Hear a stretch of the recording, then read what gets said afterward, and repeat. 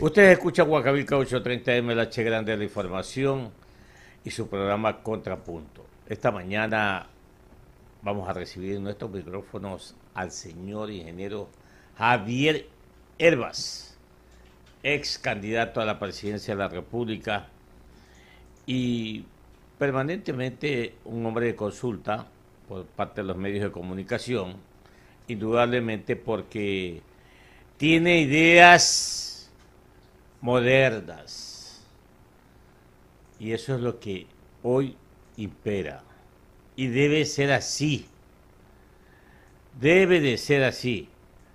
Buenos días, ingeniero Hervas, ¿cómo le va a usted? Muy buenos días, Clever. Buenos días, Jorge. Un gusto y un gran abrazo a toda la audiencia de Huacavilca. Mi compañero, el licenciado Jorge Escobar Mendieta, es el que toma la posta y luego yo, porque él quiere saludarlo, quiere conversar con usted. ¿Ah? Jorgito, adelante, buenos días. Gracias, economista. Buen día. Un fuerte abrazo para el ingeniero Javier Hervas. Un placer volver a verlo, aunque sea a través de las pantallas de la tecnología.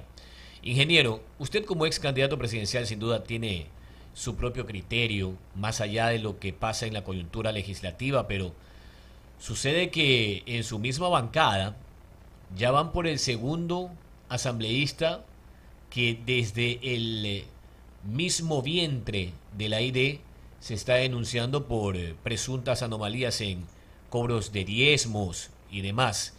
¿Esto no desdibuja la imagen de un partido tradicional capitalino que con su participación en la elección pasada obtuvo un porcentaje que no lo había logrado en los últimos 20, 25 años? Por supuesto, Jorge, y te digo que sin duda nos ha golpeado y nos ha golpeado muy fuerte, porque no solamente en términos de la opinión pública, también casa adentro. Cuando tú formas parte de una organización, de un partido político, lo que tú anhelas que tus compañeras, compañeros dentro del partido comulguen con los mismos principios y valores de lo que son los principios de esa doctrina política. La izquierda democrática, listas 12, es la socialdemocracia en el Ecuador.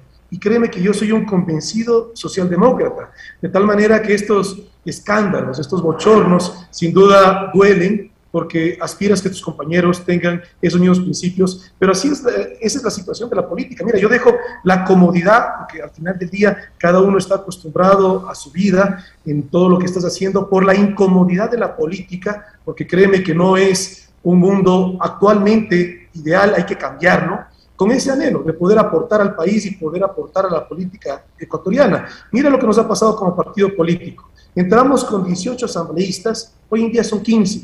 Yo puedo decirte con total franqueza, yo no los conocía, yo llego a ser candidato el último día que esto era posible, pero eso no me resta de ninguna manera ninguna responsabilidad, porque hubo una campaña presidencial que evidentemente generó un arrastre y eso duele que hoy en día estemos con 15 y con otro evento más, otro escándalo más. Pero mira, ahí han sido los mismos compañeras y compañeros asambleístas los que han llevado esa denuncia a la Fiscalía. Y así también pasó en el caso de la asambleísta Bella Jiménez, que inmediatamente el presidente del partido tomó acción, fue expulsada del partido, porque son hechos notorios, está bien, todos tienen que defenderse, pero eso es gracias a los comunicadores, gracias a ustedes, los comunicadores, y gracias al periodismo de investigación, que estas situaciones han sido tan evidentes, con audios, con mensajes de no hay por dónde perderse y el partido está en un proceso de depuración. Hay una dirigencia renovada, y el actual presidente del partido es Guillermo Herrera, y con un liderazgo decidido a que tengamos una depuración del partido y así, con un partido depurado y sólido, podamos aportar al país.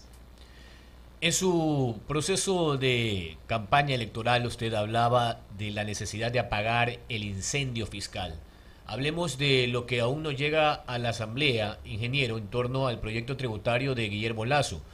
Parecería que el idilio, y lo digo así, con todas las letras, se acabó antes de que amanezca en el Parlamento después de la designación de autoridades. Hablo de la mesa directiva de la Asamblea y de todas las demás comisiones permanentes, porque hoy las diferencias ya han saltado y sí nos gustaría saber el punto de vista del ex candidato a la presidencia de la ID en torno a lo que ha dicho, por ejemplo, Simón Cueva, ministro de Finanzas, que se analiza la posibilidad de gravar a quienes ganen más de $1.000 porque son parte del 4% de la población económicamente activa que ha logrado mantener una situación económica al menos estable. Ese fue el criterio del ministro de Finanzas.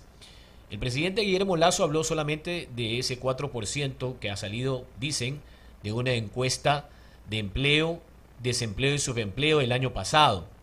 Pero allí está la solución al problema, en gravar a quienes ganan 1.200 y que pese a los acuerdos ministeriales en torno a la pandemia para los descuentos del sueldo en un 25% debido a las jornadas de teletrabajo, al incremento en los precios de los combustibles, ¿aquello es válido o usted tiene un criterio distinto, ingeniero? Bueno, en primer lugar, mira, que se nos dé la información que sea clara. Y cuando se habla del 4%, están hablando de toda la población, y eso no es pertinente. No podemos estar hablando de niños que estén tributando, de tal manera que no hablemos de ese 4% porque no es algo real, que nos den la información que sea para hacer un análisis correcto, que la información que se suministre sea también una información que tenga claridad y que no lleve de alguna manera a un sesgo. Mira, pero si hablamos en términos que se habla de la reforma tributaria, y también, por ejemplo, de la reforma laboral que se está hablando, que va a llegar a la Asamblea, dos ideas. La primera, es urgente que el gobierno ya presente su Plan Nacional de Desarrollo. Hasta el día de hoy nos llega a la Asamblea Nacional. Los ecuatorianos no conocemos el Plan Nacional de Desarrollo del país. Y eso es algo con el cual sí podrías, digamos, aportar. Y la segunda, que mira, lo que sí aspiramos los ecuatorianos, y aquí antes de hablar de la segunda, primero tenemos que reconocer también los logros. Evidentemente hay que felicitar al gobierno por la campaña de vacunación, que eso es un primer paso, no es todo, pero es por lo menos un primer paso para buscar proteger la vida y la salud de los ecuatorianos y en ese camino poder buscar una reactivación económica. Pero los problemas que tenemos en nuestro país son estructurales. Y en función de eso tenemos que ya ver que ya lleguen proyectos de ley. ¿Qué es lo que está pasando en este momento en el país? Se quiere de alguna manera llevar a la opinión pública a un desgaste a la Asamblea, y eso no le conviene al país, de hecho tampoco le conviene al gobierno. Mira, en la democracia, el mayor poder de la democracia es el poder legislativo, es la Asamblea Nacional. Ya tuvimos una asamblea extremadamente desprestigiada que fue la anterior y ahora van por la misma línea. Se quiere desprestigiar porque dicen que está en contra, que boicotean los proyectos, cuando de hecho han llegado solamente 2 proyectos de ley hasta el día de hoy y ni siquiera han llegado al pleno.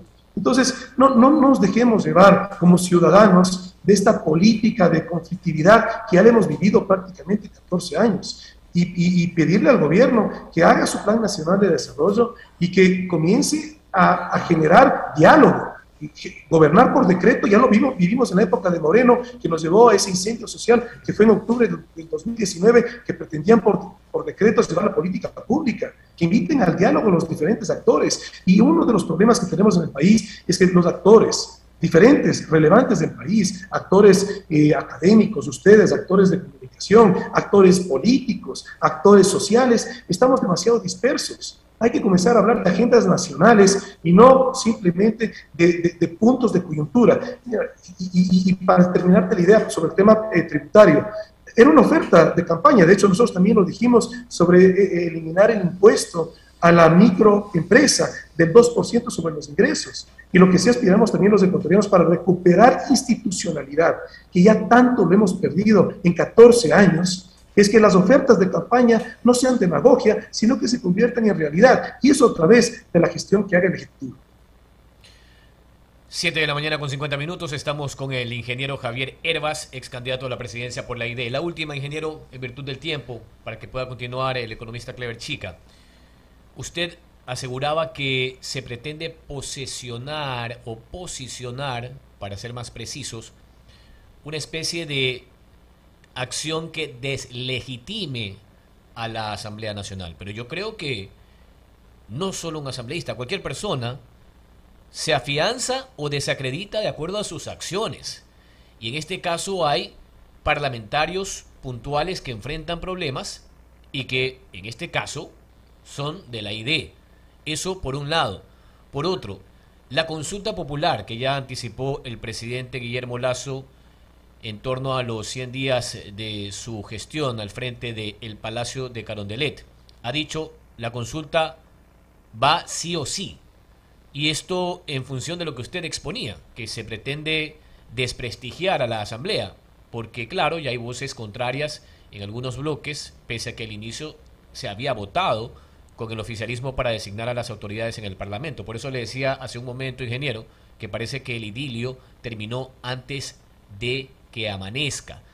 Sobre la consulta, ¿ustedes estarían de acuerdo en función de algunos criterios como, por ejemplo, la eventual desaparición del Consejo de Participación Ciudadana, o al menos que ya se le quite la competencia o la facultad constitucional de organizar los concursos de oposición y méritos para elegir a las autoridades de control? Mira, todo lo que sea una democracia directa, que es básicamente una consulta popular, en principio es bueno, pero veamos también la experiencia que hemos tenido con consultas mañosas, porque digamos con transparencia las cosas, que vivimos en la época de Moreno y que vivimos en la época de Correa. Entonces, una consulta, como por principio, es algo sano para una democracia directa, pero que lamentablemente en nuestro país se ha convertido en una coyuntura para que la población, los ciudadanos, se distraigan con unos temas y otros temas que de alguna manera no son favorables para el país como sociedad, sino para un gobierno de turno, los quieren encasillar. Por eso yo te digo que es muy necesario primero tener un plan nacional de desarrollo antes de tener una consulta. Nosotros no estamos en contra de una consulta. Lo que estamos es preocupados de, primero, conocer qué es lo que el gobierno actual a través de su Plan Nacional de Desarrollo y cuáles son las preguntas que se van a llevar a los ecuatorianos para que no se nos quiera confundir. Y luego, en relación a lo que tú hablas de la Asamblea, mira, por supuesto que es bochornoso y esos escándalos nos han golpeado casa adentro de lo que ha pasado en la Asamblea, con los asambleístas de izquierda democrática. Mira, nosotros arrancamos con 18, hoy en día ya estamos 15, y habrá que ver con cuántos quedamos. Pero lo que sí estamos es un proceso de depuración. No te hablo del desprestigio de la Asamblea en términos de las acciones evidentes que han pasado, que eso es ya el desprestigio interno. Yo te hablo de un mensaje al exterior que busca desprestigiar a la Asamblea con una idea de que están boicoteando al Ejecutivo, cuando de hecho han llegado solamente 2 proyectos de ley hasta ahora en la Asamblea que ni siquiera han pasado al Pleno. Y no ha llegado ninguna reforma tributaria todavía, no ha llegado ninguna reforma laboral todavía. Entonces, no nos dejemos llevar, y esto es un mensaje, mis hermanos y hermanas ecuatorianas, no nos dejemos llevar por esa política de conflictividad que hemos vivido ya 14 años, sino que sobre los hechos discutamos lo que está pasando, pero no en función de opiniones sesgadas, con una agenda de romper la institucionalidad de la Asamblea Nacional. Si hay un asambleísta que hace eventos de corrupción o bochornosos, es un individuo, pero la institución como tal es la que tenemos que proteger. 7 de la mañana, 7 de la mañana, 54 minutos en Ecuador continental. Perdónenme. Vea, mi estimado ingeniero Herbas, la realidad. Los bancos en estos momentos, como se dice comúnmente, están atestados de liquidez, de dinero. La tasa de interés ha tendido a bajar, mínimo, pero ha bajado. Los activos financieros se han revalorizado. Sin embargo, no tiene dinero en sus manos el público. Sin embargo, los emprendedores están ávidos por un crédito barato. Y ese es un problema. El otro problema es el político, el más importante. Porque primero es la decisión política y después vienen las demás. Y lo que se ve desde acá, desde el público, de los ciudadanos, es que la función legislativa no tiene operadores políticos. y la función ejecutiva tampoco tiene operadores políticos. Entonces hay una especie de cuello de botella, o hay una especie de que no hay un puente para cruzar a la otra orilla, no hay un vaso comunicante, y esto indudablemente nos tiene al país, ya no la pandemia, ya no la deuda externa únicamente, sino la política, la decisión política. ¿Cómo coadyuvar de parte suya o de parte de la izquierda democrática? ¿Cómo los demás ciudadanos podemos ayudar, ingeniero Hervas? Podemos ayudar y mucho a través de la reflexión. Mira, en lo que me dices, Clever, en función del emprendimiento, y aquí te va a hablar un emprendedor. ¿Cuál es el sector de la economía que tiene la virtud de una prácticamente inmediata reacción? Es la micro y la pequeña empresa. Cuando nos hablan de grandes inversiones, nos hablan de inversión extranjera que venga al país, en buena hora que venga. Pero aquí también te habla un industrial. Y esos son procesos a un mediano plazo. Y la situación de nuestro país es realmente urgente. Necesitamos una urgente reactivación económica. Por eso el emprendimiento, el apoyo al emprendimiento, a la micro y a la pequeña empresa, tiene que ser política de Estado. Y para que eso ocurra, necesitamos una banca de desarrollo, una banca pública que genere desarrollo, que pueda dar liquidez, que sí es posible. Nosotros lo hablábamos en campaña y cuando comenzó el gobierno que nos dijo que iba a vender el Banco del Pacífico, permanentemente invitamos a la reflexión. El Banco del Pacífico, siendo un banco privado, le pertenece al Estado ecuatoriano, nos pertenece a todos nosotros. El Estado ecuatoriano puede captar recursos frescos con tasas de interés de menos del 2.8%, con una reunión que tuve con la CAF, con el Banco Mundial y el Banco Interamericano de Desarrollo, reuniones que tuve mientras era candidato, se puede conseguir a tasas menores del 2%. Por lo tanto, colocar crédito y liquidez fresca a una tasa de un 6% le hace ganar al Banco del Pacífico y le hace ganar a la sociedad. El Banco del Pacífico es estructural en una reactivación económica. Por lo tanto, estos temas son muy importantes que estemos permanentemente reflexionando. Y sobre lo otro que tú me dices sobre la política. Mira, el gobierno actual nos hablaba de 1 millón de barriles, que ahora parece que ya se quiere reelegir, porque antes nos decían que 4 años, ahora ya dicen que en 5 años llegamos a 1 millón de barriles. Pero ¿cuál es la realidad que estamos viviendo como país? Desde el 24 de mayo, que inicia la gestión del actual gobierno, hasta el último dato que tengo del 28 de agosto, había bajado la producción petrolera diario, 35,000 barriles diarios menos que tiene el país. ¿Cómo podemos imaginarnos que podemos crecer si ni siquiera se logra mantener la producción petrolera? Que eso es un problema de gestión. Ahora te hablo de un problema más grande, que es un problema ya de corrupción, lo puedes decir. Mira lo que está pasando con el actual Ministerio de Energía y Minas con el tema del gas natural. Ecuador tiene gas, tenemos el Pozo Amistad, están comprobados informes internos de Petroecuador, de las reservas probadas y posibles. ¿Y qué resulta? Que hoy en día tenemos un Ministerio de Energía que pretende que Ecuador importe gas. Se quiere concesionar Termomachala, ¿y quién está involucrado ahí? Un exministro de Energía de un anterior gobierno. Entonces, ¿cómo podemos salir adelante cuando podemos ver que estos problemas siguen estando en el Estado ecuatoriano? ¿Y cómo lo evitamos? Generando reflexión. En este espacio, por ejemplo, que estos mensajes lleguen al presidente de la República, porque evidentemente, mira, a un líder se le puede perdonar cualquier cantidad de cosas, pero lo que no se le puede perdonar es la visión, porque si el líder se equivoca en la visión, pues nos lleva a todo el país de por medio, y por eso es tan relevante el Plan Nacional de Desarrollo. ¿Y qué es lo que hace falta en nuestro país? Porque efectivamente tú mencionas sobre operadores a nivel del Ejecutivo y del Legislativo, pero ¿cómo vences esa barrera? Con diálogo. No puedes gobernar por decreto, no puedes gobernar desde un escritorio. Tienes que sentarte a generar diálogo con los diferentes actores, y no te hablo solamente de los actores políticos, te hablo en general de los actores académicos, de los actores sociales. En nuestro país hace falta el diálogo, y lo que aspiramos, eso tiene que venir sin duda de la política pública, desde el Ejecutivo.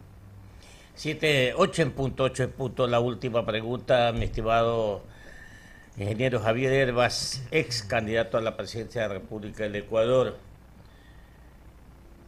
¿Está de acuerdo que no se le descuente, se le debite, se le deduzca, o mejor dicho, que el ecuatoriano aporte por una sola vez, que ya sería esta vez, porque ya fue en el año 2016, para aporte del que gana $1.000 en adelante, se pague un impuesto. ¿Usted está de acuerdo a partir de los $1.000, a partir de los $2.000, a partir de los $3.000? Ese impuesto, ¿cuál es su opinión? Porque hay muchas controversias, muchas reacciones incluso, y la verdad queremos saber de los líderes o de las personas como usted que están permanentemente informadas de todo lo que está aconteciendo en el país. Bueno, mira, en primer lugar que nos hablen con propiedad, que no nos digan que solamente el 4% de la población gana más de $1.000, porque los niños no es población económicamente activa, de tal manera que no incluíamos ahí bebés, no incluíamos ahí tercera edad, que nos hablen con propiedad. Si vamos a hablar de quiénes van a aportar, que sea un porcentaje en función de la población económicamente activa. Entonces, de ahí ya nos están llevando a un sesgo.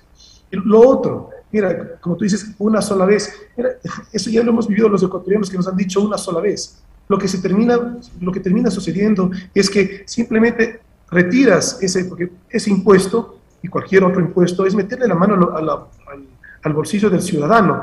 Pero aquí el tema, regresamos a lo que dije hace un momento, un plan nacional de desarrollo. ¿Para qué le vas a meter la mano al ciudadano ecuatoriano? ¿Cuál es el fin? ¿Para qué le estás pidiendo que arrime el hombro? No puede ser simplemente porque tenemos que financiar un presupuesto general del Estado que está desfinanciado, porque entonces el próximo año también va a estar desfinanciado. Aquí lo que aspiramos los ecuatorianos, y es momento, por supuesto, que todos arrimemos el hombro. La situación del país es realmente extremadamente grave. Tenemos que evitar un incendio social en nuestro Ecuador. Entonces, claro que tenemos que arrimar el hombro, pero tenemos que arrimarlo en función de una visión.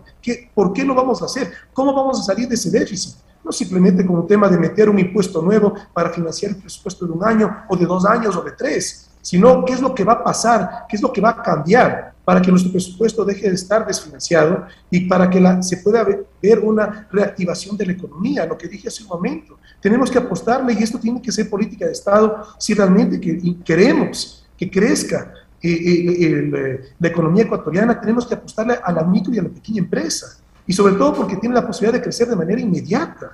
Entonces, sobre esas reflexiones, que veamos la luz y la visión, y con esa visión, perfecto, arrimemos el hombro, pero no nos pidan arrimar el hombro simplemente porque estamos desfinanciados y sin saber esos recursos, cómo van a cambiar los siguientes años del país. Acá en la ciudad de Guayaquil lo esperaban hoy día, acá sus coidiarios. ¿Qué pasó? Clever, tuvimos que postergar esa cita, queríamos estar esta semana en Guayaquil, pero por supuesto vamos a estar ahí, y más bien ahí será un gusto, ojalá tener la posibilidad de una entrevista presencial y estar con ustedes. Ojalá así sea, le tomamos la palabra. Un abrazo para usted, Javier, que le vaya muy bien. Un gran abrazo, que Dios bendiga a nuestro Ecuador y que sigamos todos trabajando en una dirección de unidad. Felicidades. Eso mismo, gracias.